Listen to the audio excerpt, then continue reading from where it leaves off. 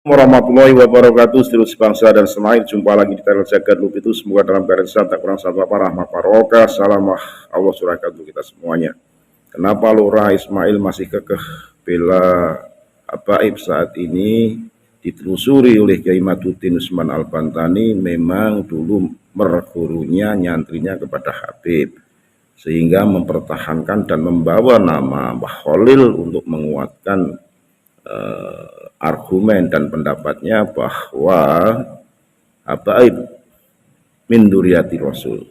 Untuk itu, bagaimana sanggahan Kiai Mat panjang lebar akan kita simak bersama dan tuntas dibahas di sini kenapa Lurah Ismail masih kekeh sampai dengan saat ini. Kita simak videonya, sekali lagi mohon maaf dengan kehormatan Nusantara Menita. Assalamualaikum warahmatullahi wabarakatuh. Kenapa nggak pakai nama? Kalau pakai nama mereka akan takut dijawab sama saya. Kalau takut dijawab, kalau ditantang mereka susah nyari dalilnya. Sedangkan dalilnya mereka sudah tahu tidak ada. Karena mereka juga sudah yakin Balawi bukan cucu Nabi. Jadi jangan dikira Kang Mas Rifki, kiai-kiai yang sekarang ini masih mudarah dengan Balawi ini meyakini Balawi sebagai cucu Nabi. Mungkin hanya sekelas Lurah Ismail itu saja, itu pun bukan berdasarkan dalil, tapi karena dia merasa harus membantu nasab gurunya. Dia kan sekolahnya di Tarim, mondok di Tarim, dengan imajinasi luar biasa ketika di sana bahwa dia akan pulang menjadi abituren dari pondok seorang cucu Rasul yang tiap hari dia berziarah ke Wali Kutub Faqih Muqaddam, ya kan, ke Ubaid, ke Ahmad bin Isa. Tapi ketika dia pulang ke Indonesia, ternyata di sini dikatakan kuburan Ahmad bin Isa tidak ada di Tarim. Kemudian Ubaid tidak ada di Tarim. Sedangkan dia sudah nggak pakai sendal di sananya itu untuk menghormati Faqih Muqaddam. Lurah Ismail itu disebutkan, dia cerita di Tarimnya nggak pakai sendal untuk menghormati para wali-wali di Tarim. Ternyata walinya bodong. Faqih Muqaddam fiktif, Ubaid fiktif, Alwi fiktif, Ahmad bin Isa makamnya tidak ada di Yaman. Lalu ada masalah psikologis ini untuk Lurah Ismail ini, Kang Mas. Nah, dari situlah dia membawa-bawa nama Mbah Khalil. Ya ini yang kurang elok lah. Karena cucu Mbah Khalil yang garis laki itu, kalau dia kan garis perempuan, yang garis laki itu banyaknya dukung saya, Kang Mas. Bahkan kemarin kita salah satu cucu Mbah Khalil memberikan data tentang Mbah Hasyim Asy'ari yang didawir oleh seorang Balawi, ya, seorang Habib itu. Waktu Mbah Hasyim Asy'ari masih muda, umurnya masih 49-50 tahun, itu pernah didawir sama Balawi.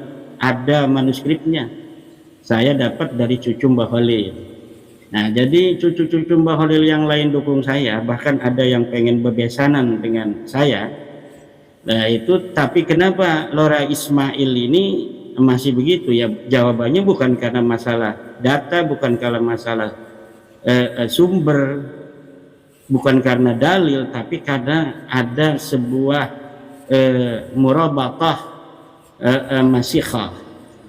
Artinya ada hubungan keguruan itu yang dia merasa harus membela nasab gurunya, padahal tidak begitu.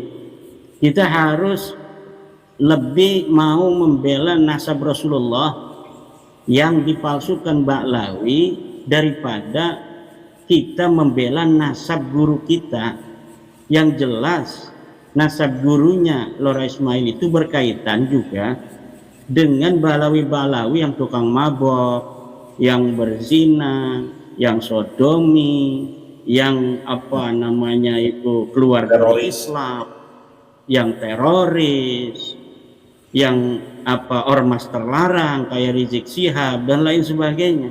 Jadi bukan hanya berkait dengan gurunya sendiri, cuma dia ndak paham kan, namanya masih bocah kan, jadi belum belum luas cara berpikir, membawa-bawa nama Mbah Khalil untuk kepentingan pribadi tanpa dia mau tahu kepentingan keluarga lainnya, dan secara lebih luas adalah murid-murid Mbah Khalil.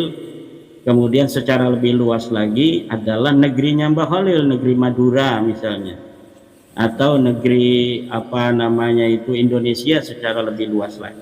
Ini kan Kang Mas juga sebagai orang Madura dan saya sebagai orang yang adat Terah Maduranya itu merasa dengan pengambilan nama Mbah Khalil itu ya tidak ridho nama besar dari Madura digunakan untuk kepentingan diri sendiri, karena ini kepentingan diri sendirinya Lora Ismail, bukan demi kepentingannya Mbah Khalil atau keluarga besar Mbah Khalil. Ya udah jelas keluarga besar Mbah Khalil banyak yang dukung kita, yang dukung pejuang-pejuang Nusantara. Ini kepentingan dia sendiri sebagai murid dari Balawi untuk membela nasab gurunya dengan membawa-bawa Mbah Khalil, ya kan? Nah, kalau orang yang tidak memiliki standar keilmuan tertentu, ya mungkin dengan membawa nama besar itu bisa dipengaruhi. Ya kalau sudah levelnya level katakanlah LBM tingkat wilayah tuh udah ndak bisa itu Kang Mas.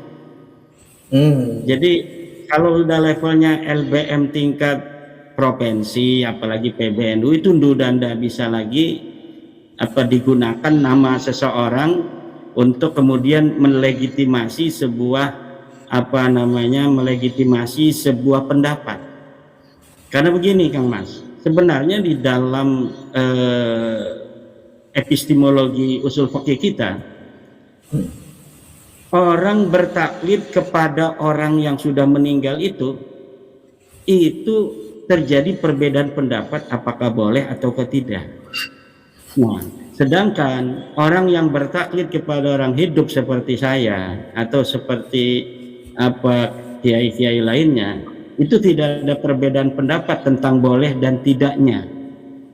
Tapi tentang kita bertaklid kepada orang yang sudah meninggal, itu para kiai-kiai masa lalu, ulama besar, itu ada yang tidak membolehkan bertaklid pada orang yang sudah meninggal dunia. Itu bertaklid dalam keadaan jelas pendapatnya seperti apa, bukan hanya meraba-raba seperti Mbah Khalil mengisbat Balawi. Mbah Khalil mengisbat Balawi itu kan hanya raba-raba, tidak ada sebuah catatan langsung dari Mbah Khalil yang mengatakan bahwa Balawi turunan bin Dahdah. Adapun yang dikatakan Lora Ismail di dalam ceramah Tanggul itu bahwa Mbah Khalil memanggil Sayyid, itu sudah dijelaskan dalam berbagai macam literatur bahwa itu tidak mengindikasikan sebuah isbat, ya kan?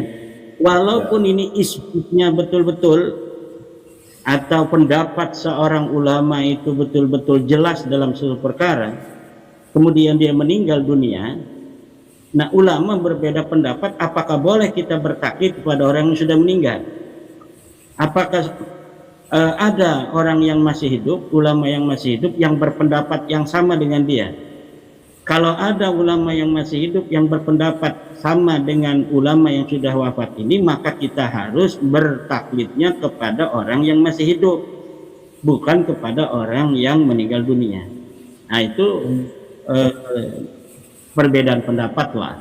Jadi kalau ada yang mengatakan itu boleh kita bertaklid pada orang yang sudah meninggal seperti Imam Syafi'i, seperti Imam Ahmad, itu ya persilakan. Tetapi yang ingin saya katakan di situ ada perbedaan pendapat. Ini menandakan derajatnya itu lebih rendah daripada kita bertaklid kepada orang yang masih hidup.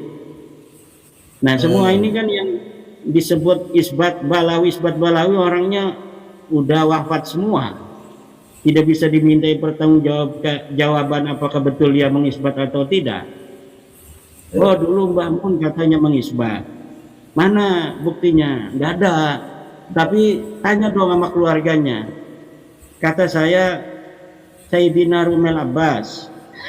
Waktu itu saya dengan Rumel. Ini Kang Mas nggak dia bilang Sayyidina Rumel Abbas ini. Nah ini berarti Kiai Ahmad mengisbat Rumel berarti ini.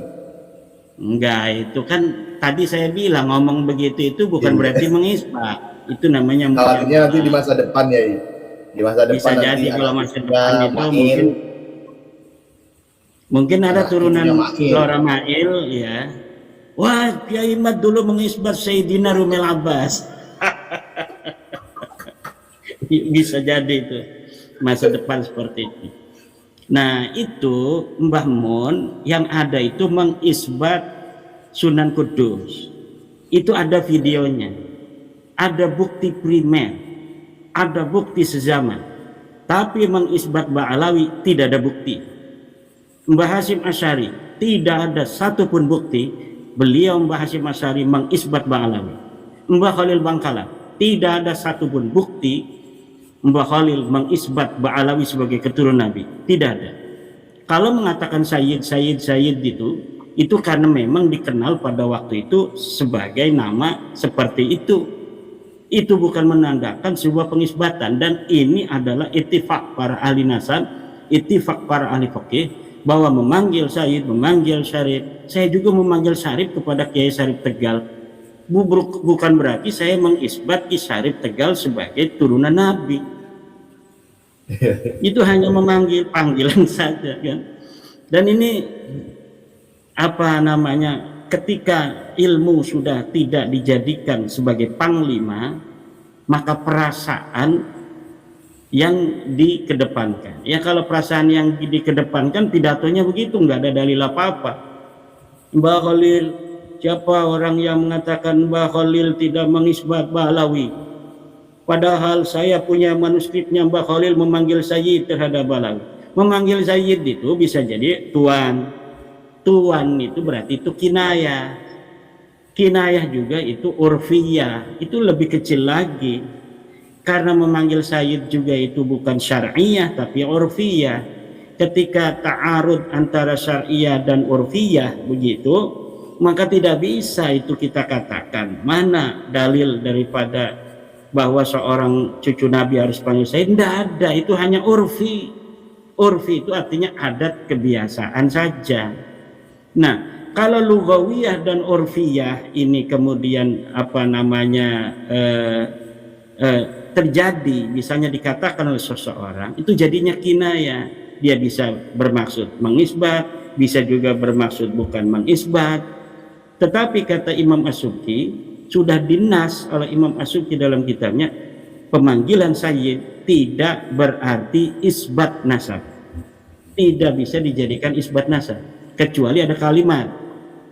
Misalnya Mbah Khalil mengatakan bahwa sesungguhnya Ba'alawi adalah cucu Nabi bila syakin wala raibit, tidak ada keraguan dan tidak ada lagi kemang-mangan, baru itu namanya mengisbat. Senawawi Tanara, mana Senawawi Tanara mengisbat Ba'alawi? Tidak ada, hanya framing saja. Jadi Mbah Khalil mengisbat Ba'alawi hanya framing saja. Senawawi mengisbat Ba'alawi hanya framing saja, tidak ada dalilnya. Kemudian Mbah Hasyim Asy'ari itu mengisbat Ba'alawi hanya framing saja. Mbah Mun Zubair itu mengisbat Ba'alawi hanya framing saja. Tidak ada dalilnya sama sekali. Padahal kalau tentang Wali Songo, bahwa Wali Songo turunan Nabi, itu Mbah Maimun Zubair ada dalilnya, ada videonya, sudah saya kirimkan sebagai dalil kepada Rumel Abbas dan yang lainnya. Tidak ada. Sekarang ini mereka apa namanya sudah kehilangan rotan, jadi akar pun harus dipegang. Ketika ulama-ulama sepuh sudah tidak bisa, ya Lora Ismail dijadikan suruh ngomong. Nanti kamu ngomong Mbah Khalil mengisbat ya, ini kasihan kita ini udah nggak dipercaya sama seluruh kiai-kiai. Majma' Fuqaha Jawa, kumpulan fuqaha Jawa ini sudah mengisbat Ba'alawi batal sebagai cucu Nabi syar'an wa tarikhiyan wa jami'an. Ini puluhan ulama-ulama besar yang presentasi dengan bahasa Arab yang telah mengkaji luar dan dalam, kemudian mereka telah memberikan qararat majma' fuqaha Jawa, abtalu nasaba Ba'alawi, telah membatalkan nasab Ba'alawi. Sekarang saya minta, ada tidak ulama-ulama yang berani menyatakan saya mengisbat nasab Ba'alawi? Coba itu saya minta Rabitah Alwiyah atau Maktab Daimi, kumpulkan ulama-ulama dari Jawa atau dari Balawi yang siap berdebat dengan saya tentang pembelaan mereka bahwa Ba'alawi masih cucu Nabi. Kalau ada, bariskan. Mana dalilnya? Bahwa kitab Nasab abad kelima, kita teliti betul atau tidak itu kitab Nasab abad kelima. Yaitu yang pertama, yaitu yang menyatakan bahwa Ahmad bin Isa mempunyai anak namanya Ubaid. Yang kedua, kalau mereka mengaku dirinya Balawi, harus mempunyai kitab yang menerangkan bahwa Jadid punya adik namanya Alwi. Kumpulkan tuh ulama-ulama kibin semua. Siapa yang masih berani untuk berdebat tentang nasab Balawi? Siapa yang masih mau membela nasab Balawi yang batal ini? Silakan bariskan semuanya di Monas kalau perlu, agar kita mengetahui dalil apa yang mau mereka jadikan dalil sebagai pengisbat nasab Ba'alawi. Lalu yang ketiga, nasab Ba'alawi batal secara mustahil, batal secara mustahil sebagai cucu Nabi itu dari tes DNA. Sekarang itu para kibin-kibin yang kayak Lora Ismail sanggup tidak membawa satu saja Ba'alawi Indonesia yang tes DNA dengan J1, haplogrupnya J1, atau kalau tidak mau satu tokoh ahli DNA yang berani mengatakan bahwa haplogrupnya Bani Quraisy dan keturunan Nabi Muhammad adalah G.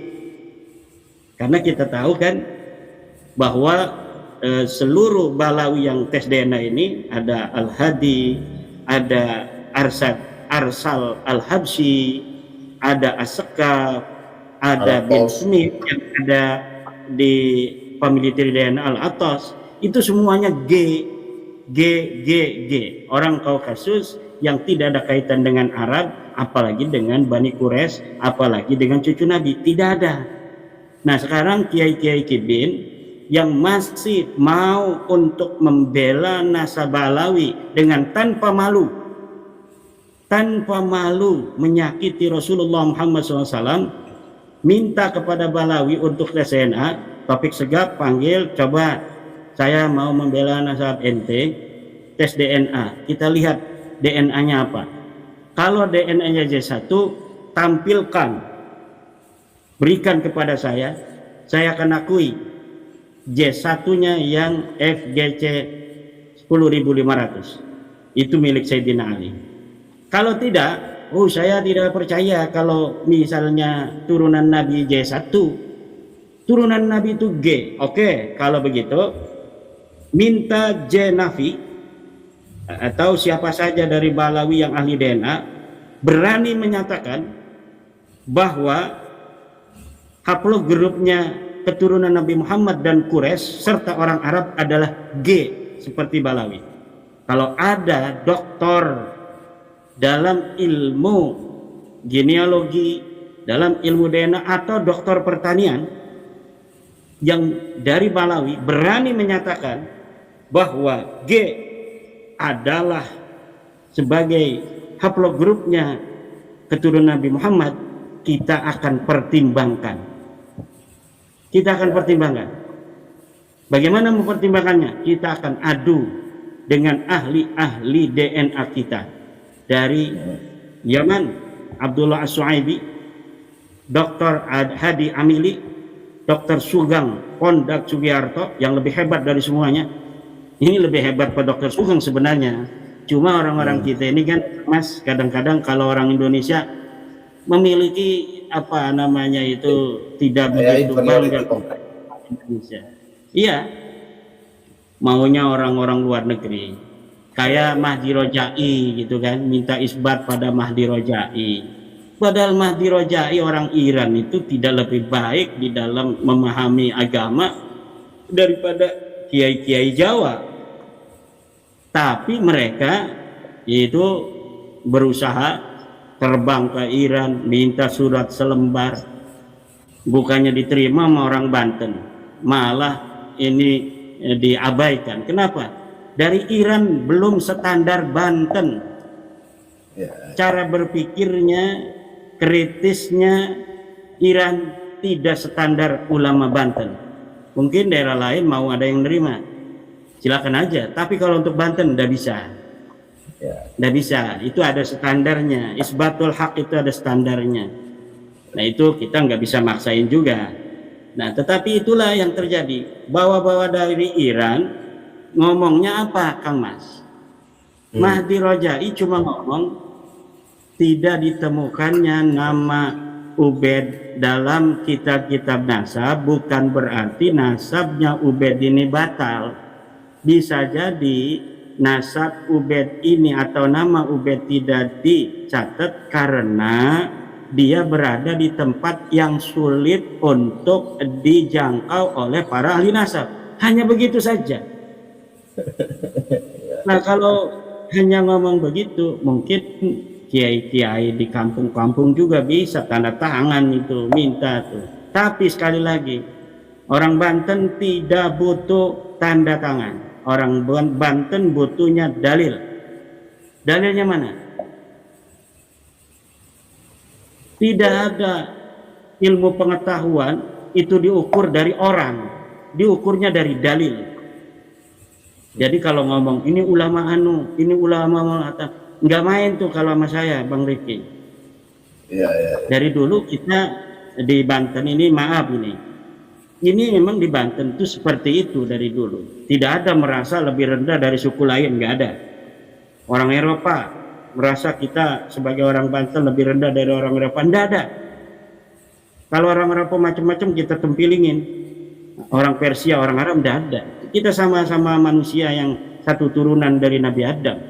Kenapa kita harus merasa lebih rendah dari orang lain? Ya kan? Jadi kalau hanya menjual nama kiai-kiai masa lalu, nggak main tuh. Bawa dalil nggak? Ente bawa dalil nggak sama kita? Kalau bawa dalil kita terima, kita uji dalilnya. Kalau hanya nama besar, nggak main tuh. Kecuali sama orang-orang bodoh. Kalau sama orang-orang bodoh silahkan. Anda main nama orang-orang besar. Rekomendasi, tazkiyah. Tapi kalau untuk ilmu pengetahuan, dalilnya mana? Karena al-ilmu bila dalil batil. Ilmu tanpa dalil adalah batil. Yang tidak ada dalilnya tidak boleh diterima oleh orang-orang yang berilmu. Kalau untuk orang bodoh silakan aja Anda bawa nama siapa, mungkin dia takut ketika mendengarnya. Tapi kalau untuk orang Banten tidak bisa. Nama-nama besar harus diuji. Karena kita bukan melihat nama besarnya, tapi yang harus diuji apa yang dikatakan dan dalilnya mana. Kalau ada dalilnya kita terima. Kalau tidak ada dalilnya kita abaikan. Siapapun yang mengatakan itu. Gitu, Kang Mas. Ya Imat, ini saya mau menggugat sedikit ini.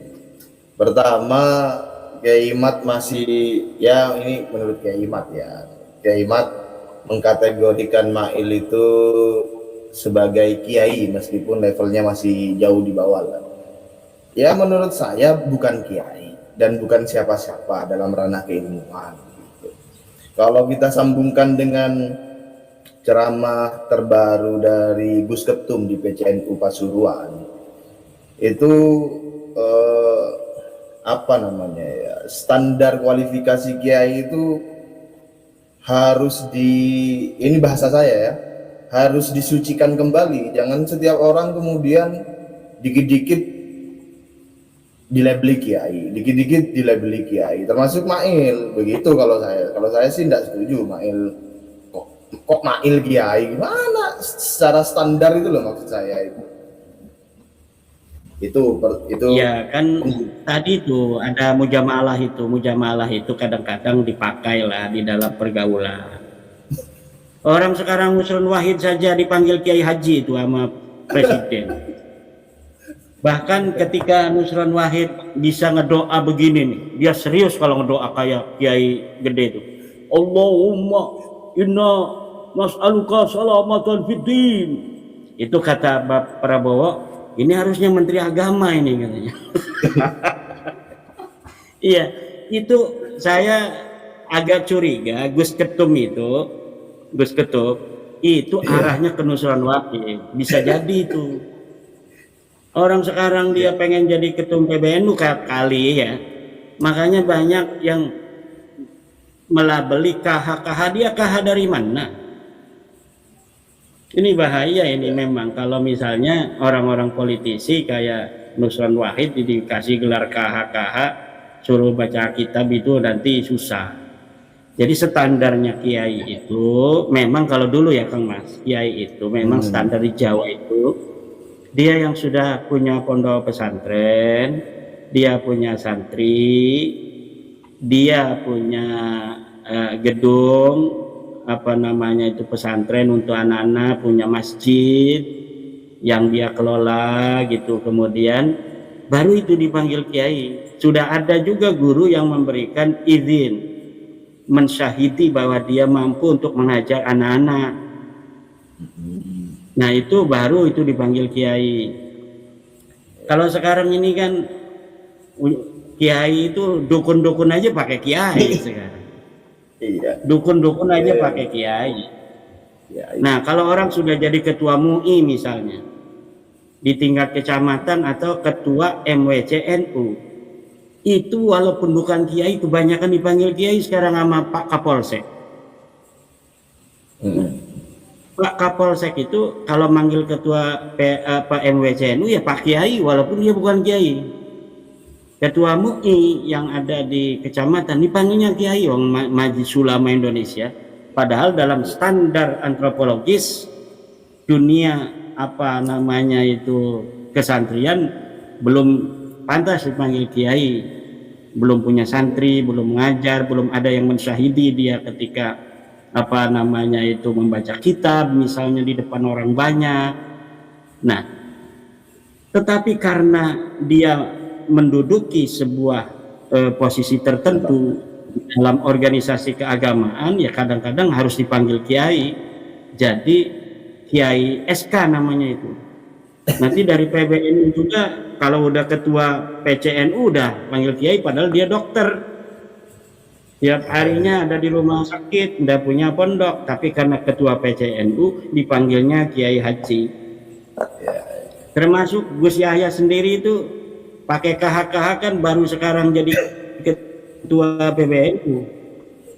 Dia tidak mau itu, nggak berani dia pakai KH itu Gus Yahya. Tapi sekarang menteri yang pertanahan Pak Nusron Wahid ATR BPN itu pakai Kiai Haji Nusron Wahid sekarang. Ya dia lagi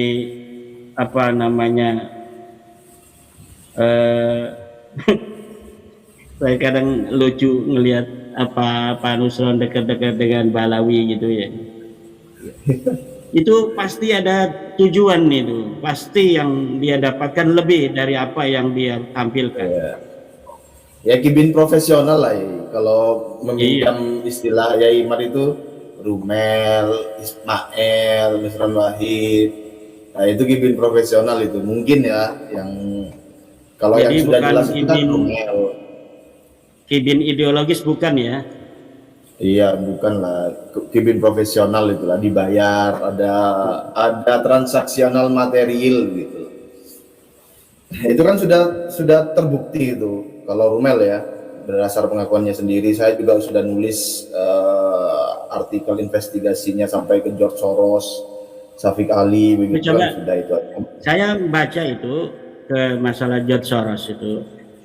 Coba saya pengen mendapatkan keterangan dari Kang Mas Riki Zulkarnain tentang apa kaitan George Soros dengan Rumel itu. Secara ringkas, ya nanti teman-teman bisa baca lebih panjang di RMI NU Banten ya. Ya secara ringkas, Rumel disponsori Islami.co. Islami.co itu foundernya adalah Syafiq Ali. Syafiq Ali berdasar data yang ada masih menjadi ketua PBNU bidang media dan IT kalau tidak salah. Nah, Islami.co itu disebutkan namanya memperoleh pendanaan dari OSF, Open Society Foundation milik George Soros, yang OSF ini reputasinya sudah mungkin ya, surah wal istiwadoh di berbagai negara, membiayai konflik sosial, politik, rezim change, color revolution, dan berbagai hal lainnya yang untuk menciptakan destabilisasi domestik suatu negara tertentu untuk kemudian mengganti pemerintahan dengan sesuai agendanya. Nah, secara garis besar begitu. Kalau untuk pastinya saya tidak tahu, kan saya tidak punya akses untuk mengakses data-data yang rahasia banget begitu kan. Itu nanti ya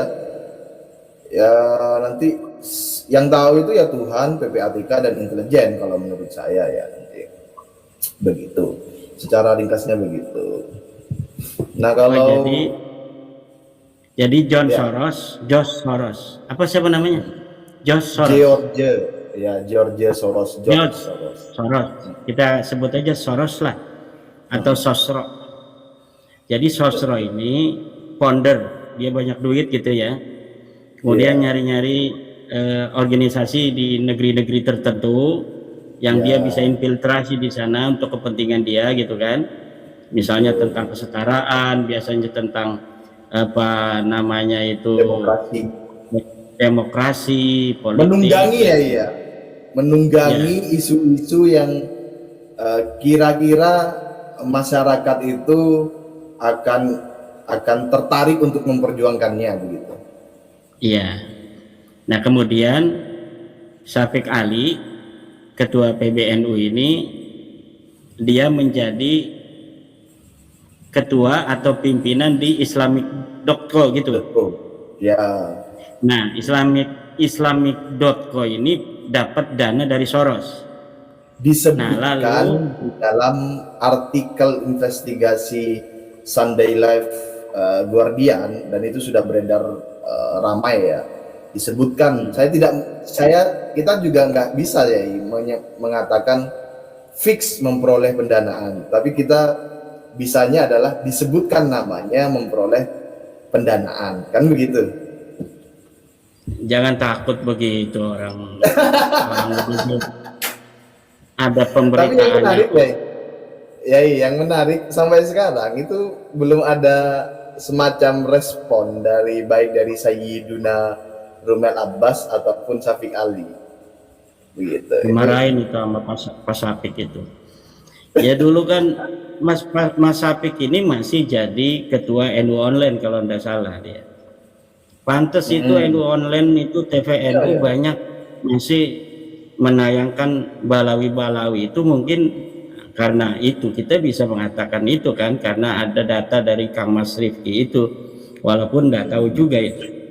Ya yang jelas kalau ada Balawi-Balawi nggak ada yang nonton itu TVNU sama NU Online. Saya pernah waktu ketemu Mas Syafiq Ali di Surabaya. Kapan kata saya? Tulisan saya mau dimuat di NU Online. Kirimkan aja Kiai katanya kan. Saya kirimkan itu ke Mas Syafiq Ali. Sampai sekarang ini belum ditayangkan tentang nasab Balawi putus itu. Kemudian ketika banyak berita itu, terutama berita yang disebarkan oleh NU Garis Lurus bahwa Mbah Hasyim mempunyai ratusan guru dari Balawi. Kemudian kita katakan tidak ada guru Mbah Hasyim dari Balawi. Ya, akhirnya Sayyidina Rumel ini menemukan satu, Husain Al-Habsyi. Ya kalau sudah ditemukan satu enggak apa-apa. Tapi sebelumnya diomong ratusan oleh grupnya Enu Galis Rodosnya Idrus Romli dan Lutfi Basori, ratusan, masih ada tulisannya sampai sekarang. Coba diklik itu, Mbah Hasim mempunyai ratusan guru balwi, habaib gitu kan. Nah kemudian Asad Shahab menyatakan 3 gurunya Balawi dan 2 ini tidak terkonfirmasi, sedangkan Husain Al-Habsyi yang terkonfirmasi 1 itu pun hanya sebagai guru 1 hadis itu. Sedangkan 1 aja? Hasim 1 aja. Bentar ya, 1 aja hadis itu. 1 hadis. Sedangkan Mbah Hasim di dalam sanad-sanad Bukhari, sanad-sanad hadisnya itu kepada Syekh Mahfud At-Turmusi, mencatatnya beliau mendapatkan ijazah hadis Bukhari dan hadis-hadis lainnya dari Syekh Mahfud At-Turmusi. Dan saya ini adalah generasi ke-4 dari Mbah Hasim Asy'ari dari kitab Al-Bukharinya. Ya enggak dong, itu kan lewatnya Mbah Mahfud At-Turmusi. Kalaupun ada ya saya coret itu nanti. Tidak mau saya. Karena sudah jelas Mbah Hasim dalam kitab Irsyadus Sari mencatat nama guru-gurunya itu sebagai sanad daripada apa namanya Sahih Bukhari, Sahih Muslim dan lain sebagainya, tidak ada Balawi. Kan Mbah Yai Marzuki pernah mengatakan itu. Tetapi dalam kitab At-Ta'liqat ditemukan 1 hadis yang dia mendapatkan dari Husain Al-Habsyi. Jadi bukan sanad sebuah kitab, tapi sebuah hadis saja. Mungkin ada Husain Al-Habsyi lagi di masjid gitu, lagi ngapain dia, temu sama Mbah Hasim, kemudian dia meriwayatkan hadis itu pada Mbah Hasim. 1 aja. Dan di dalam masalah hadis, Kang Mas, guru itu bukan berarti dia lebih pintar daripada murid. Jadi ada rawin faqih, ada rawin ghairi faqih. Rawin faqih, rawi yang ahli faqih. Rawin ghairi faqih, rawi yang tidak ahli faqih. Itu di dalam ilmu hadis boleh.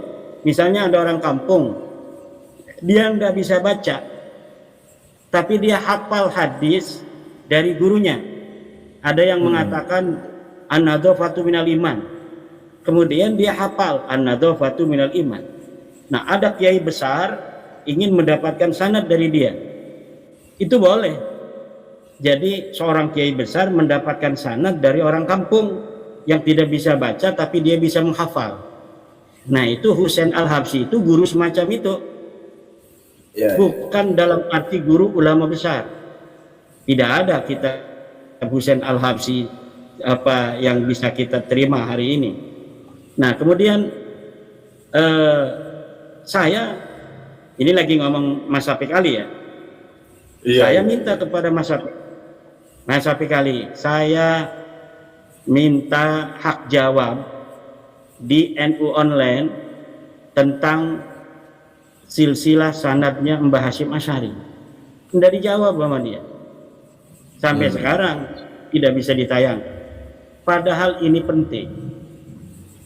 Sebelum isu nasab ini, kitab-kitab saya itu masuk NU Online. Ada kitab Alfiyah dan sebagainya, itu masuk NU Online. Kalau saya selesai. Tapi setelah bab nasab ini, bahwa Balawi bukan cucu Nabi, itu tidak bisa masuk NU Online itu. Apakah ada kaitan dengan Soros itu, saya tidak tahu itu, Kang Mas Rifki. Tetapi kita harus menyelamatkan PBNU ini sebagai sebuah organisasi ulama-ulama Jawa, ulama-ulama Nusantara, agar kembali menjadi mutlak kedaulatan untuk para ulama-ulama Nusantara tanpa ada intervensi Ba'alawi lagi. Karena dalam kepengurusan Gus Yahya ini, tanpa disadari atau disadari, dimasukkan 9 orang, NU mengalami gejolak yang luar biasa. Ada ketidakakuran antara Rais Am dan Ketum PBNU ini baru sekarang, yaitu ketika ada 9 Ba'lawi di pengurus besar Nahdlatul Ulama. Ini harus apa perhatikan oleh semua pengurus PBNU dan oleh semua pemegang hak yang ada di PW dan PC. Jangan sampai memilih calon-calon ketua umum yang punya tendensi dekat dengan Ba'alawi atau mempercayai nasab Ba'alawi sebagai cucu Nabi. Berbahaya untuk Nahdlatul Ulama, untuk pesantren, untuk para umat Islam di Indonesia masa depan. Sucikan PBNU dari pengaruh Ba'alawi. Biarkan Ba'alawi suruh bikin organisasi sendiri, EPI ke, Rabita Alawiyah ke. Tapi jangan masuk-masuk PBNU, karena waktu pendirian dia nggak mau ikut.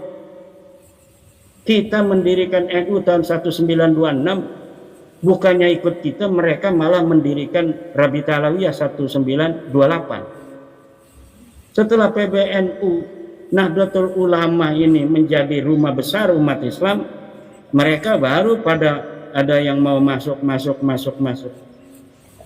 Tetapi seperti yang kita dengar dari Marsilam Simanjuntak, seorang Gus Dur radhiyallahu anhu, itu tegas terhadap para Ba'alawi ini. Bahkan pernah diusir oleh Gus Dur ketika mereka sowan ke Istana Negara, melebihi batas waktu yang telah ditentukan oleh Gus Dur radhiyallahu anhu. Gus Dur menentukan 5 menit, kamu boleh temui saya. 5 menit masih ngomong aja itu Ba'alawi, diusir sama Gus Dur, pergi. Itu kata Marsilam Simanjuntak. Gus Dur itu ketika berteriak terdengar sampai luar. Betapa marahnya Gus Dur sama orang-orang macam begitu itu, yang bukan cucu Nabi. Gus Dur udah tahu itu kalau dia bukan cucu Nabi waktu itu. Kemungkinan besar, tapi tidak mengatakannya. Ya. Kemudian tadi tentang Mail itu garis perempuan itu ya saya tidak tahu ya pastinya, cuma ada kabar-kabar yang entah gimana begitu, nantilah itu yang ya keluarganya yang ini nanti. Ya mau garis perempuan, garis laki-laki, ya harus menjaga nama besar Mbah Khalil. Kalau membawa-bawa nama Mbah Khalil di atas mimbarnya Ba'alawi begitu, itu merendahkan Mbah Khalil. Nanti kalau orang-orang Kiai Jawa nggak mau ikut, disangka Mbah Khalil nggak diikuti. Kan yang rugi itu adalah sanad Mbah Khalil, murid-murid Mbah Khalil. Yang rugi itu dia jual-jual Mbah Khalil untuk kepentingan pribadi karena dia muridnya Ba'alawi. Nggak boleh begitu. Udah, kalau Anda Lora Ismail mau untuk membela Ba'alawi, dalilnya mana? Bawa. Mana kitab abad kelima, kitab Nasab yang menyebutkan bahwa Ahmad bin Isa punya anak namanya Ubaid? Mana kitab yang menyebutkan bahwa Jadid punya anak punya adik namanya Alwi? Mana tes DNA dari Rizik Syihab, dari Taufik Segaf, dari Lutfi bin Yahya yang menunjukkan haplogrupnya J1? Kalau haplogrupnya G, lalu Anda Lora Ismail masih mau membela Rizik Syihab, masih mau membela Taufik Segaf yang berhaplogrup G, boleh, nggak apa-apa, tapi dengan syarat bahwa satu doktor dari Ba'alawi, dari kedokteran atau pertanian, yang menyatakan bahwa G ini adalah haplogrupnya keturunan Nabi. Oke. Nanti kita akan pertimbangkan. Nggak bisa kalau Anda hanya ngomong Mbah Khalil mengatakan apa? Mbah Khalil nggak mengatakan Ba'alawi sebagai cucu Nabi. Begitu. Ini jangan ketawa, Kang Mas Rifki ini kayak maksud ada Rumel ketawa ini.